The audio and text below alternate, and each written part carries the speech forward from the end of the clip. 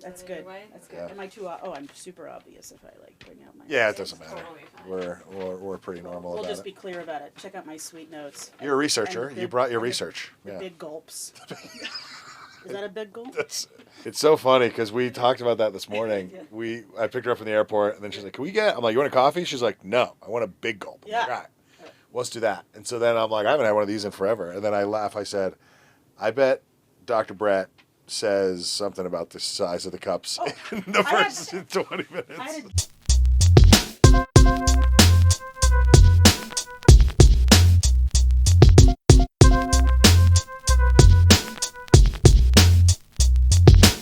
Dr. B, I was actually going to ask you. So, Dr. Brett Abarbanel, what do they call you? In my mind, I call you Dr. B, but I'm like, that's your first initial? Is that weird? Do you have a nickname that people call you, or what's that? Sounds like the name you would give someone who is much cooler than me. You're pretty cool. You don't give yourself enough credit. Have you seen your shoes? Yeah, my very cool shoes. There's a street cred. My street cred. For those listening, these are completely bedazzled, glittery pink laces. These are They're purple. purple. Sorry, They had a I'm pink guy. option. Yeah. These were the. I know it looks pink, standalone, but next to I see. the pink, these are purple. Got Yeah. it. Very Okay, important fair to enough. clarify. It is. They're I can rocking, see that. is what we're saying. So Yeah. not what you expect on a head of research type of program, but PhD in bedazzling. So we're here. So anyway, Interesting you frame it that way, actually. Yeah. So in, a few years ago, 8-9 years ago now, I went and I gave a talk at Kansspelautoriteit, the Dutch gambling I authority. was going to say, you have to explain And what that is. PSA, the Dutch gambling Yeah. Doesn't ring a bell. and their media person was so nice. They were so excited to have me there giving this talk, and they did like a little bio, not like a big press release or something. And the line that, now this is awkward because I feel like I have to go pull the exact line that I emailed to my family because it was so great, but translated was basically, Dr. Brett Abarbanel is not your traditional academic. She is bubbly and effusive, and she smiles a lot. In short, she's a true American. Go America. I'll take that. Way to represent. That's our reputation. Yeah. So I am an American academic. Yeah. It's like, all I heard is you're an optimist, and we love you. Yeah, it's like. Yeah, what does this say about the other academics you bring Yeah. in? I know. Who has to go after These you? rigid on that Dutch stage? people. Yeah, jeez. It's like, and That's then, hard to follow. You open with a joke. The next guy's like, the world is ending. It's like, what? That was a great day. I did the talk, and then we had like this sometimes they do like someone will take you out for a drink, Sure. or they'll actually have a little thing prepared, and it was just this huge platter of fried foods, and I was like, oh my god, this is like, you went all out for the American. This is really a welcoming. It was great. I such a good time visiting them. It was a very, very cool. So how long have you been at UNLV with IGI? So I originally came to Las Vegas in 2007. Okay. And I started working at IGI then. At the time, this was before that recession, so they had their money around for students, and so I just got a degree while I was there, and I'm like, free degree. Yeah, perfect. I'm all over it. Yeah. This is fantastic. I then ended up at UCLA, where I worked for 3 years before I returned in 2016 as Director of Research at IGI, and I've been there since, and now I've been Executive Director since January 2023. So between that span of time, what has really changed as far as like consumer behavior or just research in general? A lot has probably changed. But what's like surprising that's evolved since then? Just like everything in life, this is going to sound like such a cop-out answer, and I kind of feel bad, but it's technology. And the same way that this has completely changed our everyday lives, it's completely changed the way people interact with and consume gambling as a whole.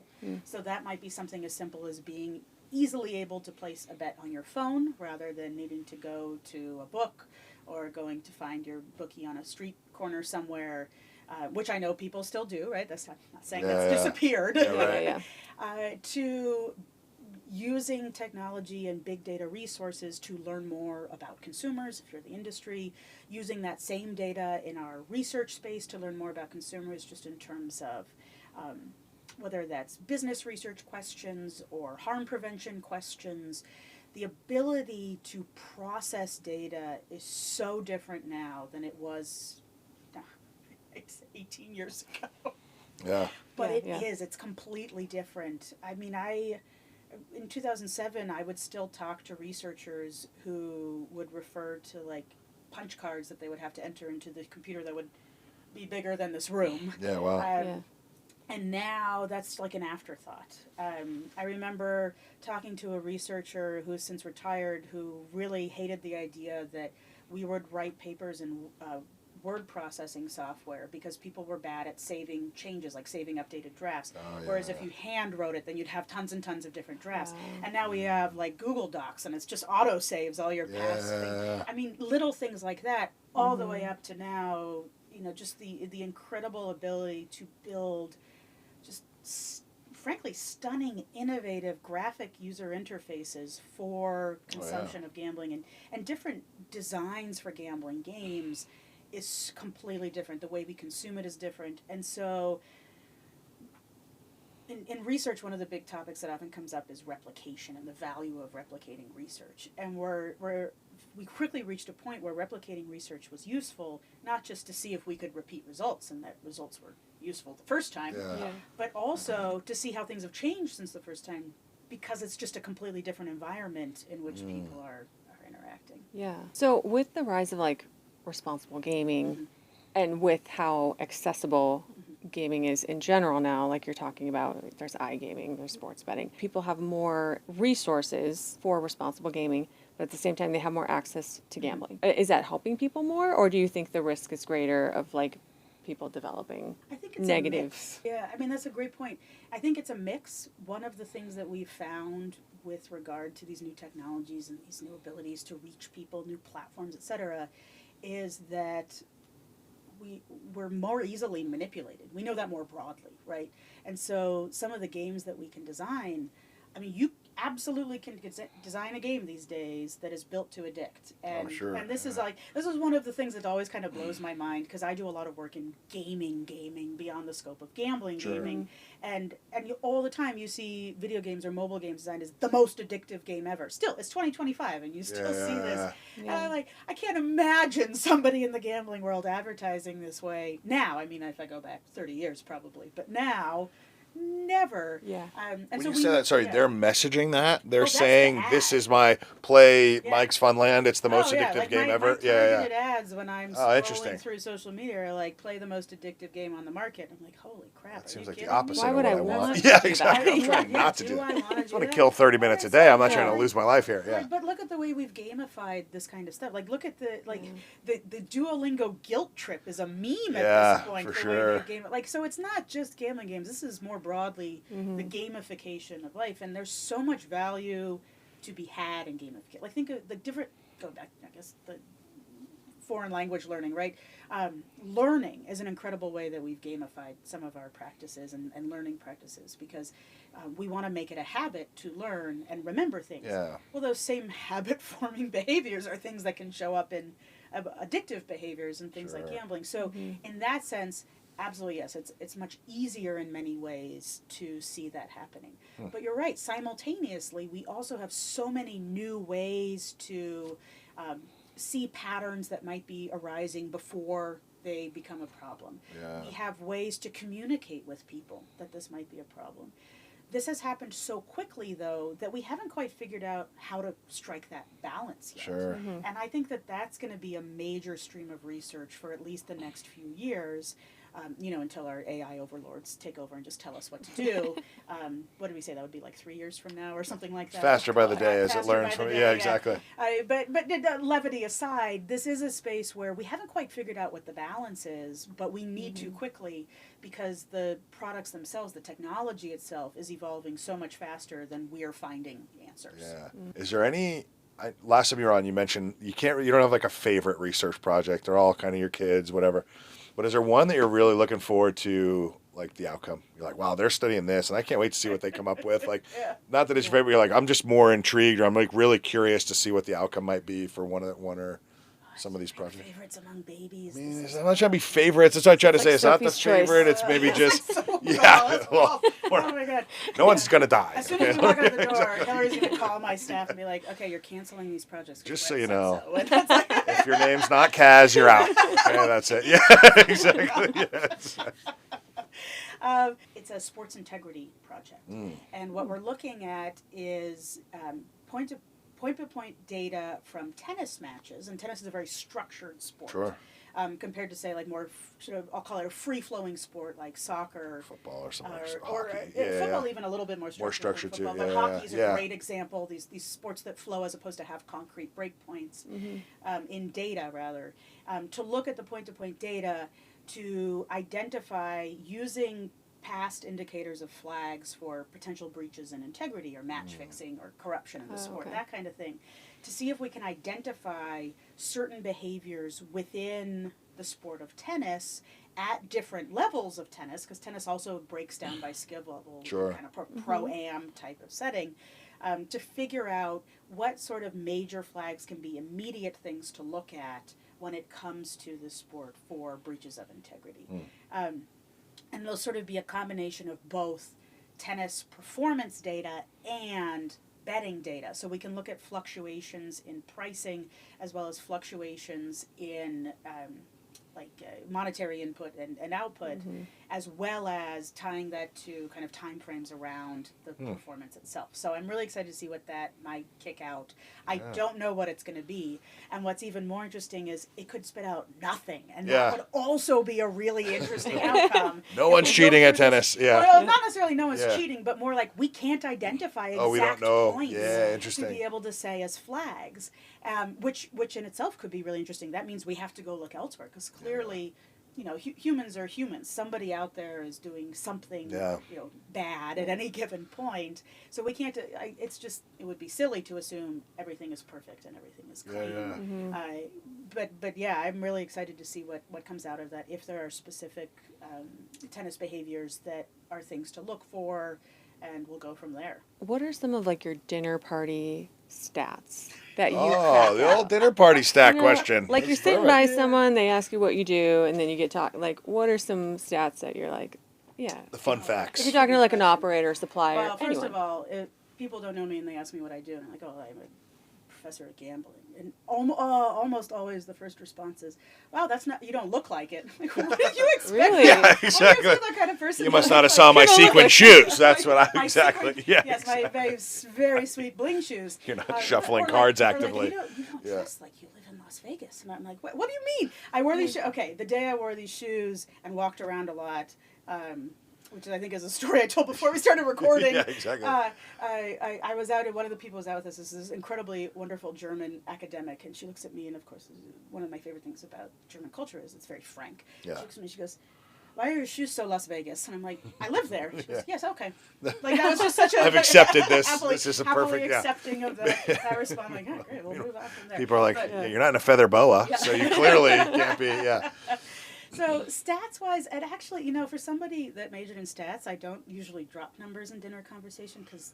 eyes roll in the back of the head and people get really bored with you when you or like facts. Yeah, fun facts, fun I think.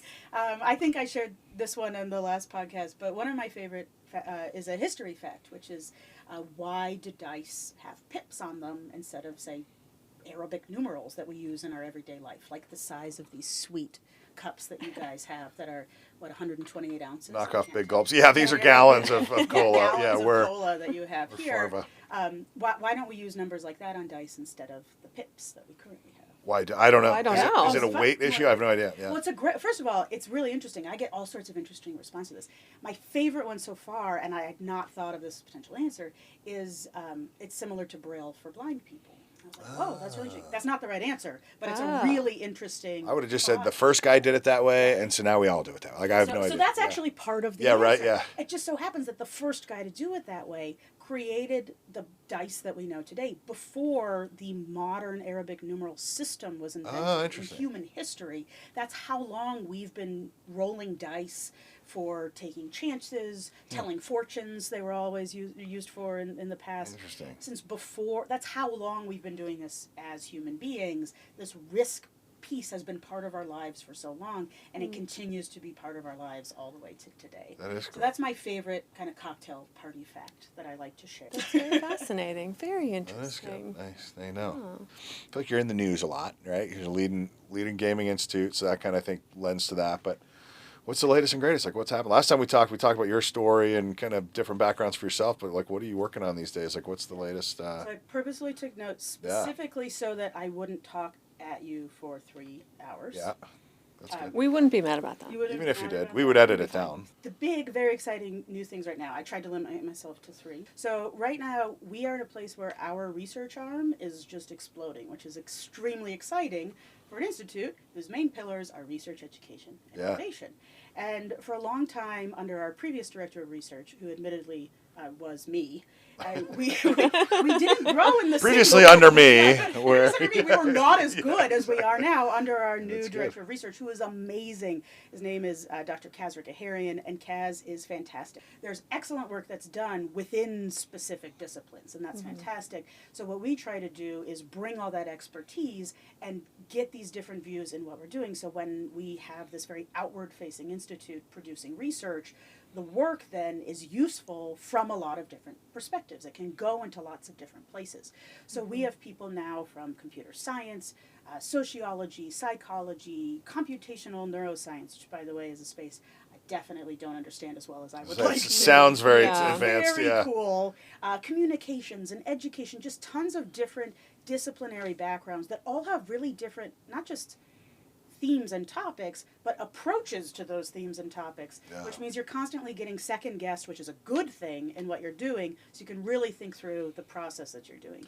So how does that work? So you have all these different, I'll just call them scientists, because it sounds like a lot of those are different sciences, engineers, scientists, whatever, really smart people, right? Engineering. All good. Loved all the, I call them nerds, but that's probably unaffectionate, right? So all the smarter than me people. So you say they're doing these projects. They're also sourcing grants, right? So how does it work? So like if I was a computational neuroscientist, for example, do I just say, hey, I have this really great idea, and then you try to pitch somebody that has a grant to like fund it? Or is the grant say, hey, we want to go solve this problem? Like, where does the origin of the idea come from? Because you got to fund it. I mean, I understand that. Then you have to have somebody that wants to work on it. Like, how often are those two things already aligned? Or how much are you selling each side on like, hey, tweak your research to solve this, or tweak your grant to fund that? Like, how does that all come together? So sometimes it's already in alignment. There's someone who has a really cool idea, and there's a call for grant proposals that's out there for that. Almost exactly that, right? Sometimes it's a much broader subject. So someone might say, okay, well, I have a grant available for, one might be like responsible gambling messaging. That's a very popular grant opportunity right now. And says, okay, well, I'm really interested in learning more about how people respond to messaging. And so that will be their niche area within that broader space. Sometimes we have a research project that we've come up with that we think is really interesting. And so we'll almost shop around for people who might be, like there might be a funder who's also interested in that question. We have different groups who come to us. The most common setup, I think, with industry funding is there's a question that an industry or outside entity in general wants to ask, but they might not necessarily have the time or internal resources to do it, but they have some funding they can put toward it, and that's a research project then that we can do, and we can do it on a more, I'll call it an academic timeline. That generally just means it takes us a little bit longer for different bureaucratic purposes, but also for our different kind of firewall and transparency purposes that let us do this sort of work in our neutral space that helps add that objectivity and reputation to the output of the work. So it really, when it comes to projects like this, it depends. Sometimes we have funding opportunities that fall into our lap and we'll submit applications for those. Sure. And other times it's just, oh, I would really love to do this work. Let me go find a place where I can find the appropriate funding for it. Interesting. You say academic timeline. I would have assumed, whether you said that or not, that your version would be more thorough. Like, I feel like when you're in business and you're, hey, we've seen a quick business case on something, you're doing a Google scrape, a quick, hey, how are you? It's not like like I'm assuming yours would be fairly, it would pass the, scientific standards or all the things that you have to say, well, we did all the hypotheses and all the proper steps you did, like as a science project. Whereas in business, you're like, I just need something the CFO will sign off on in the next 90 days, right? It's not, we have not as thorough. We have really strict different policies that we put in place, in large part because we want to make sure that we're following all of those steps. Yeah. Whether that's in terms of kind of making sure we have a firewall between the funder, no matter who they are, and the person doing the research, so the research itself stands alone. Right. And even just in terms of process. So we do things like they're called open science principles, where you post, and essentially it's before you do the work, you say what you're going to do. You post it online so people can see it and as a timestamp. Then you do the work, and you then say, okay, this is what I said I was going to do. This is what I did. Here's what came out of it. Sure. And that adds, again, that extra layer of legitimacy and credibility to the work that we do. So, yeah, it tends to take a little bit longer. We've definitely had situations where someone's put out like a proposal call, and they've said, okay, well, it's mid-March right now. Someone says, all right, the deadline for the applications is the end of March. The work should start the beginning of April, and it should be done by the middle of June. I'm like, okay, well, we might get a contract signed by the middle of June, and then we can start the work. So let's just put that into the application and let them know. And if that's a timeline that works, that's the timeline we'll go with. At the end of that, is that exclusively my research? Do you turn it back to me and say, well, we just did your project for you? Or is it now like anyone can read it? Like, is it, who can access the final product of these studies and all this research you're doing? That's such a good question. I'm so thrilled you asked that. Okay. So the answer is no. We won't, this is part of our firewalls and transparency policy. We need to be able to publish on that work. That's a need for the academic space. But also, as a matter of transparency, this is something where we own the output. Got it. We're willing to have discussions surrounding data. We understand privacy rights and IP rights and all of that. But as far as the output, this is something that we are creating that we want to be able to make public, to whether that's improve just the general state of the industry, improve regulation, improve the academic knowledge base that's out there. All of that's something that we want to contribute to. Yeah, and is there an easy way then? So you say you publish, but I'm assuming maybe there's a discount. So I'm assuming a lot of the folks that are in, let's say, executive positions driving the industry forward may be familiar with, obviously, UNLV and the Gaming Institute, but like I may not read the journal that you publish in. So I guess I'm curious, like is there a pretty good back and forth, I guess, between the research that you're publishing and the people doing it, taking action? Like, or is it just two separate megaphones that we're all yelling out over? How does that connect? I would say I am so thoroughly impressed when somebody from outside the academic world says, oh, I read this article in the journal where you published. Oh my God, why? That was probably so boring for you. Exactly. And also, I hope you didn't pay to access it. You could have just, that's like the number one, quote unquote, secret rule for academics. If you find an article that you find interesting, like maybe it's linked in a news piece or something like that, and you can't, it's behind a firewall because a lot of academic journals have firewalls and charge. Email the author. They're more than happy to send you their article for free. This is a very exciting thing for an author, for somebody to say, wow, this work sounded so cool.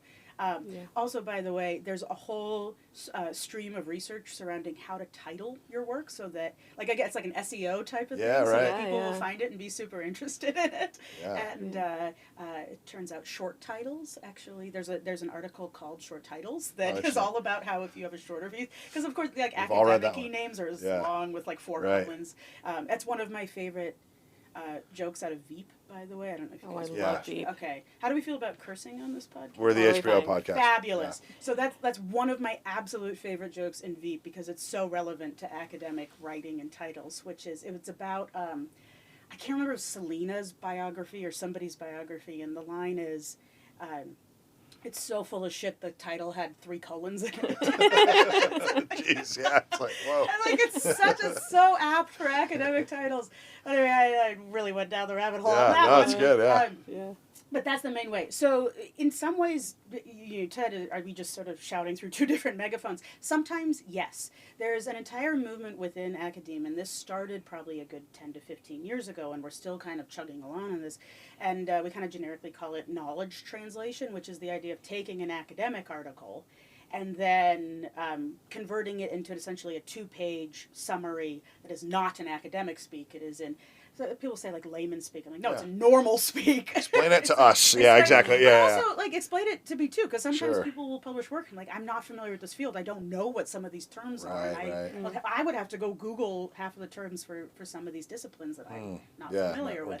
So it's for everybody. Right. And that's been really neat. There are a couple of resources in gambling that have that available. But part of it also is just communication. We haven't necessarily communicated well that these resources exist. But I think that more generally, one of the things that we try to do is not just push this forward in written word, but also in terms of just verbal communication, whether that's on panels or in talks at conferences that are outside the academic world. So that might be regulators conference, industry conference, totally other disciplinary conference, because that really helps with the communication of your work. You start with the conversation, and then you can move into more of the details from there. And I've always been a fan of that. So what are you working on right now? Okay, we have lots of cool stuff. Do it. Yeah. Tell us what's going on.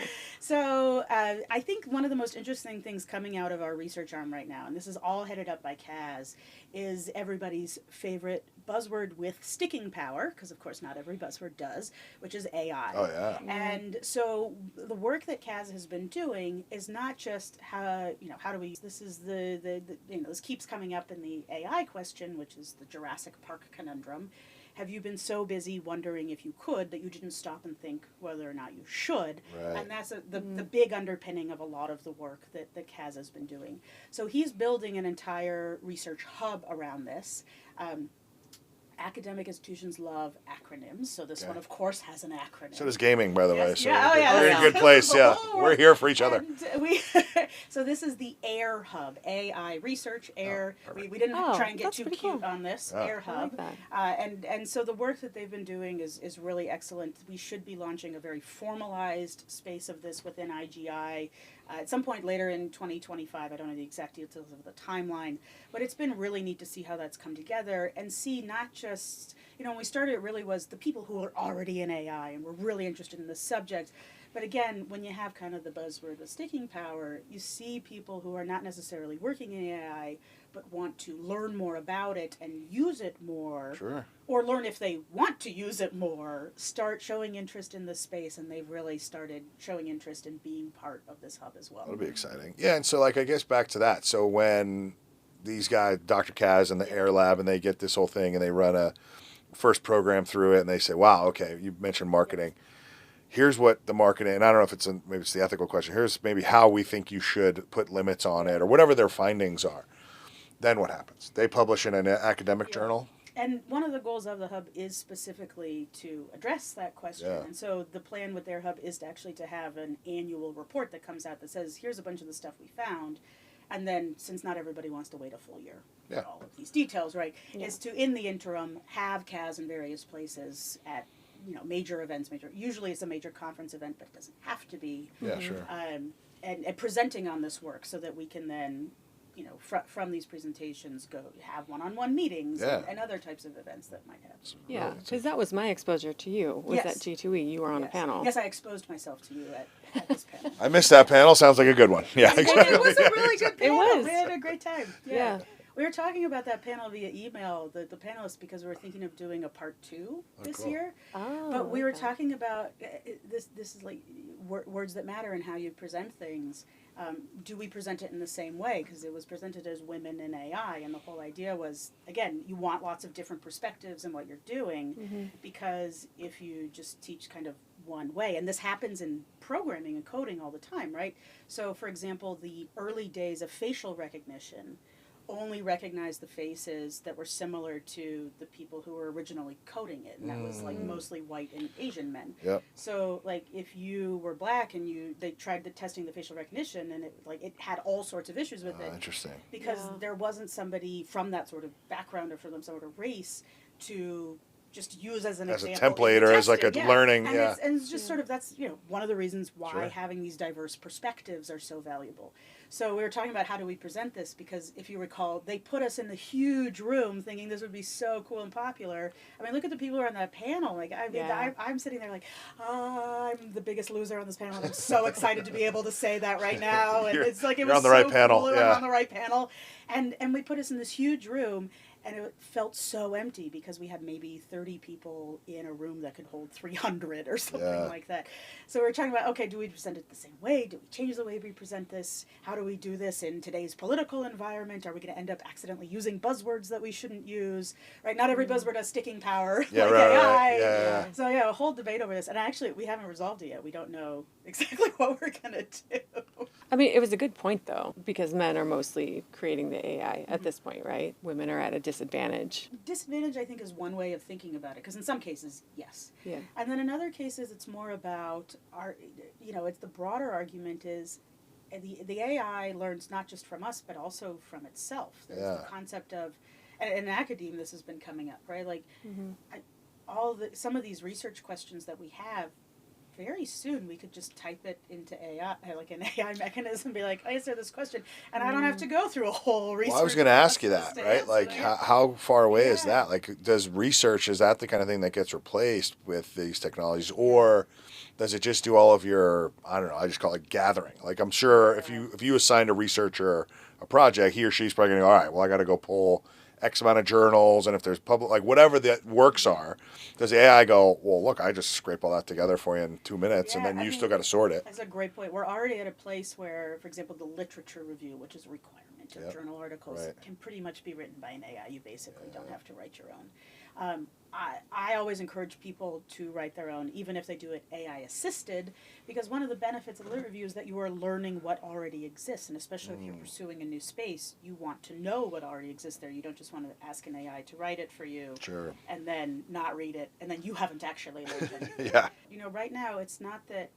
What we should be doing is writing for the future. For the future, will be writing what the AI will learn from, as opposed to writing what we might learn from AI, if that kind of makes sense. So basically, we need to be writing the things now that will be teaching AI teaching AI systems such that in the future, this is the work then that's going to start getting spit out and continue to learn from itself for what comes next. And I thought that was a great point. But anyway, back to your original point, though, as far as disadvantage, I think it's more about making sure, having these diverse perspectives, make sure that everything that's produced can be used and is of value to everybody. And so the disadvantage is less about finding ourselves at a disadvantage, but rather finding that we're using tools that aren't built to provide us with the best opportunities and resources and understanding of what different needs might be. Yeah, which is like a lot of things for you and I just in general. So that's like the world. A lot of the world. That makes sense. It was a very good panel. I would love a part 2. Bring it back, Maybe you can moderate it for them. Yeah, that'd be great. They had a great moderator. Oh, I don't know anything. We should get Stacey to talk too, because she was moderating, but she also has amazing insights. She did have some really good insights. Yeah, that's it was great. Yeah. So we got the Air Hub going. What else? What other big highlights? One of the new things that we have now is we just beta tested last year, and we're going to repeat it again this year, is a dedicated game design developer internship. Okay. Our Center for Gaming Innovation was getting inquiries from groups like the one that you were for sure, saying we're having a tough time recruiting students for internships or jobs post-college because the kids who are going through engineering, the students in engineering, don't necessarily know what it is that we do, and so they might not be trained for what we do.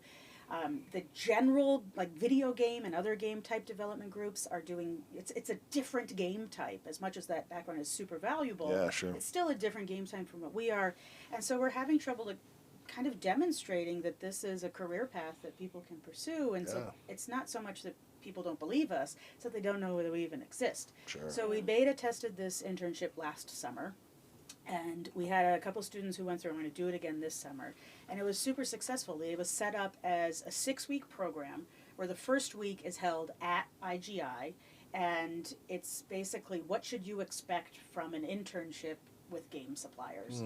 And so all the different companies that were hosting interns came and talked about what their company does and what you might be able to do in that company.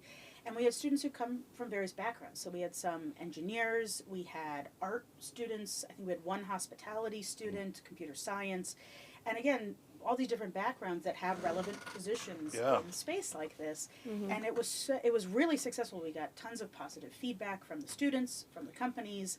Anyway, we're doing it again this year. We're early enough now that I think I can say, if anybody is interested, please reach out, because we've got a lot of students and we'd love to help with placement. So these are folks that are interested in taking interns into their fold, right? So you have enough students that are willing to go do the work.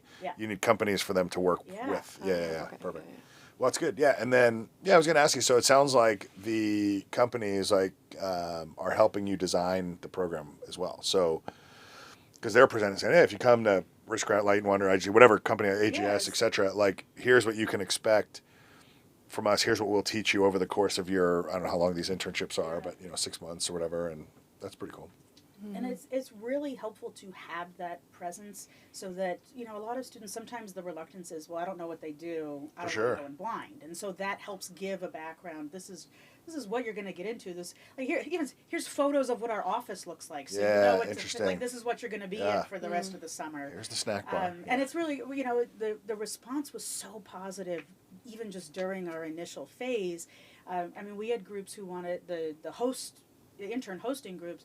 The companies wanted to come and they're like, okay, well, can I present 3 days in a row? And we're like, no, well, actually, everybody needs a chance. Yeah, such as you. And that's an incredible problem. Yeah, right. Someone's so excited that's what that's what they want to do. So that was really neat. I'm guessing they had a pretty good hire-on rate. Like I'm assuming a lot of the, like I feel like, and I can just speak for like my experience at Light and Wonder, we had a class of UNLV interns, and most of them, I think, were offered roles to say, hey, you did a pretty good job. Do you want to work here full time? Like, have you seen pretty good success across the board with the intern program? Pretty good success. The beta program, admittedly, was not huge on purpose. So yeah, didn't get overall. So 10 students for first year, right?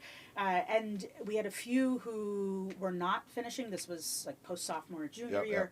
And so they are going to participate again this year, and several are going back to the same organization where they interned. Others got job offers after they finished, so they'll start this summer. They'll finish in May and then move into those. Be real employees, that's. We're very excited about that. The workforce development piece has been one that we've really tried hard to make a core part of that center, and it looks like it's really come together well. Yeah. So. What else do you have? Say, what's number 3? You talked about. You had 3. We got 2. Yeah. Is last time I was here, I talked about the conference we were holding in May of 2023. We only do this triennially, so the next one is May 2026. Yeah. I'm very excited about this. This is it's the International Conference in Gambling and Risk Taking. So we're now just over a year out. We're already starting the planning phases.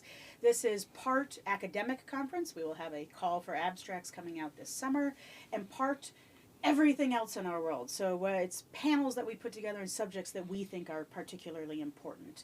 I've been talking to Corby and Maureen about getting like a taste of G2E type session going. And it looks like we might be able to make it happen.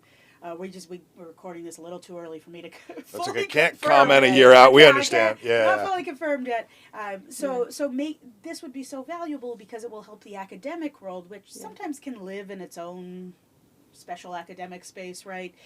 Learn more about what's presented to the industry. If you go to G2E, what's the kind of stuff that's talked about in these information sessions? And then simultaneously get folks who would traditionally attend G2E, but maybe not an academic conference, learn more about all the different research work that's going on. You talked about how do you communicate this. This is a major way through which we can communicate the work we're doing, the work our colleagues across the gambling research field are doing, and then more broadly across risk, because this is gambling and risk-taking. Risk is so relevant to the work that we do. So, for example, at our last conference, one of the keynotes was Connor Fields, our local hometown hero, BMX gold medalist, the Olympics in Rio in 2016, who went back to defend and had this horrific crash. And he talks about like the risk-taking in his sport, the risk-taking in training, the risks you don't take.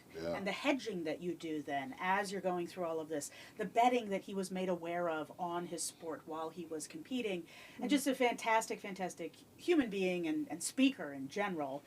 So he gave one of those talks in 2023. In 2019, because we lost a year to COVID, Penn Jillette from Penn and Teller came and talked about risk-taking both in terms of magic, but also more broadly within the gambling spaces where they perform their magic. So that's the kind of approach that we're trying to take with this, again, gambling and risk-taking umbrella, just like IGI does. Same thing with this event. What do you wish people in the industry knew? Like, if you could tell them anything, what would you tell them? I would suggest. Suggest. Soapbox it. Or not. It's okay. No, I won't be. This isn't a soapboxy thing. I'm trying to think like, am I actually being polite right now with what I'm about to say? Oh, we don't care. Okay. But really, it's an argument I felt like I've been making since day one, and there are plenty of other people. I'm not saying I'm the only person that makes this argument, but it's a take on the consumer perspective with the things that you're doing. I think we so often focus on a business perspective of what a product might do, like what's the product's performance going to be, as opposed to what's the product experience for the consumer.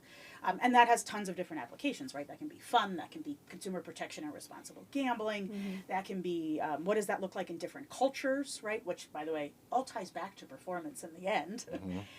But so often I see tons of different discussions at conferences. I've been in meetings where I've seen people talk about the future of various products or the future of various verticals within this industry, but not necessarily thinking about what that means for the consumer.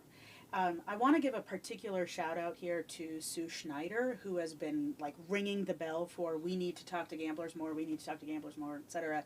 for as long as I have been in this career. So I started around 2007, and she was doing it then, she's doing it now. I think there are a lot of people out there in our world who advocate for this, but we still, I think, just are not doing enough outreach to consumers to learn more about what they think of our products. And I'm not saying it's not done, there's definitely teams that exist at various companies to do product research and focus groups and that sort of thing. But also just more generally, are we paying attention to what the gambler's experience is? Or are we very hyper-focused on harm? Are we very hyper-focused on our bottom line? Are we very hyper-focused on what the regulation dictates something has to be? Without thinking about what makes this whole thing chug along, which is the people who are using it. Think about the player. What a great message. Player experience. Okay. I don't remember. Are you a gambler? I mean, so that's why I think it's so important. Yeah, talk to me, actually, if you don't mind. Yeah. Have you had any fun gambling stories since the last time you were here? Like any? What story did you tell us? I think you hit us with like a non-gaming. Didn't you beat your husband in a bet? It was like significant. Oh, darn it. That was going to be my story. I was like, you. It is you can say it again. You can tell it again. Yeah, this is the Hillary version, so tell Hillary. There's a different audience now. So my favorite gaming story is that my biggest win in gambling was not monetary. Unless I one day divorced my husband, because I found him in a poker game. We met at a poker game. I bluffed him and a friend of ours out of what was to us at 19 years old a huge pot. I mean, it probably had like $200 in a huge pot. That's a lot for That was a lot for then. And we started dating probably 6 months or so after that. And so that I won him in the game, I like to say. And so not monetary unless something terrible happens. It's now 20-something years later. Bold move on his part, going and wifing up the lady he couldn't tell she was lying. Yeah. He's like, I bluffed him completely. He's like, I have to marry her. Yeah. I don't want to know. Yeah. Well, I didn't tell him I bluffed him until years. Oh, I see. Okay, so you folded thinking you had it. I see. Okay. They folded on the turn. All right. When I was like, you're playing the long game. Gotta throw my balls around here. Yeah, exactly. Show off these brass ones, and I did, and I won. Yeah.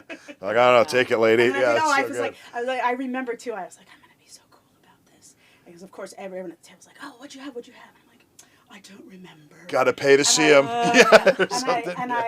And when I had to get up to leave, and it's like I was so in the moment, and as soon as I walked out the door, I'm shaking. Yeah. I'm like, oh my God, I can't believe I played this so cool. I run away before someone walks out the door. Spend all this money on? Yeah, exactly. Oh my God. Yeah. Who would you like to see on the podcast next? Okay. Who would you recommend? So, if you want someone who can talk about the gambling world, you should definitely have my very dear friend, Dr. Khalil Philander, come on this podcast.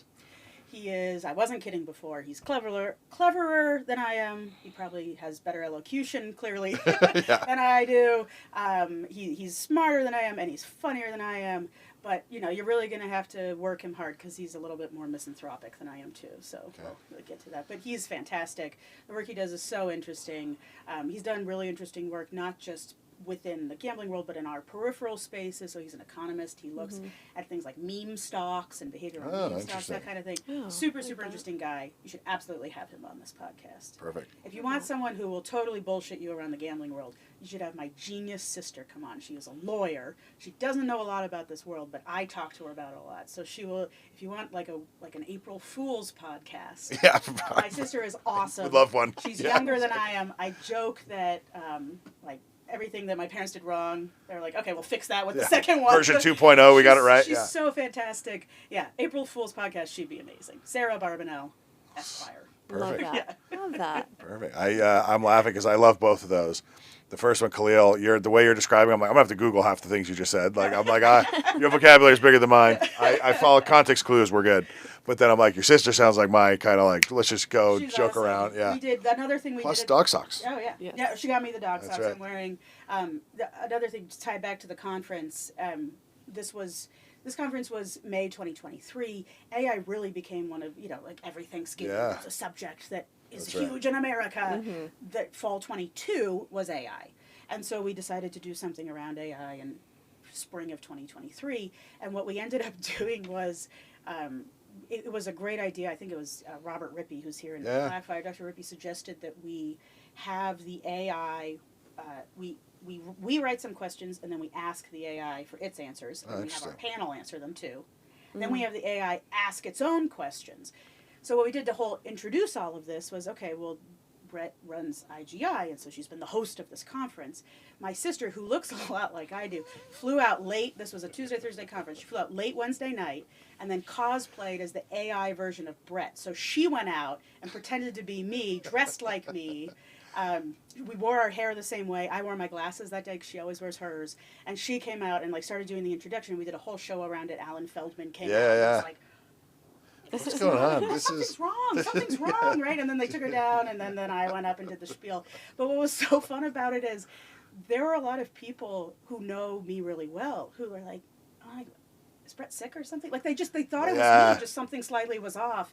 And we had given a heads up. IGI exists in the Division of Research at UNLV, and so we'd given their head of communications, who was coming to help promote us. We told her that this was going to happen, and she had completely forgotten. And so Sarah gets up on stage, and apparently Leslie turns to the person next to her and is like, what happened to Brett? Is something wrong? She's like, something's and then one person came up to me after. I'm going to name her. So this is Dr. Sarah Nelson from Cambridge Health Alliance, part of Harvard Med. And she comes up, she goes, I knew it wasn't you, because she doesn't smirk as much as you do when you talk. And oh my God. That's what I'm known for. I'm a smirker. Yeah, That's exactly. me. I'm glad that was a key indicator that for was you. a key indicator for That's her. it, yeah. Not the height, or the That fact was that, by the the way, my smoking sister was gun. 5 months pregnant at the time. Yeah, jeez, yeah. What the Nobody heck? mentioned that. Brett just had a large breakfast. We're not going to touch it. Yeah, we're going to leave it alone. No one's going there, by the way. We had a great That's time. hilarious. So this is the kind of fun I'm for. Now I want to be at this conference next May. I try to make sure it's a awesome. good time. Yeah. If I'm enjoying myself, chances are, big so are we. success, right? Yeah. At least for me. I think it's a good rule. It's generally a good rule. I appreciate you coming by. This has been great. Yeah. Thank you. Drop some knowledge, sharing some Thank stories. you for coming by. My pleasure. Thanks for having me. Yeah. Can't wait to email some authors and get some research in my inbox. This will be fun. Definitely. Yeah. All Cheers. right. Go Rebs. Clap us out. Good. Done. And just like that.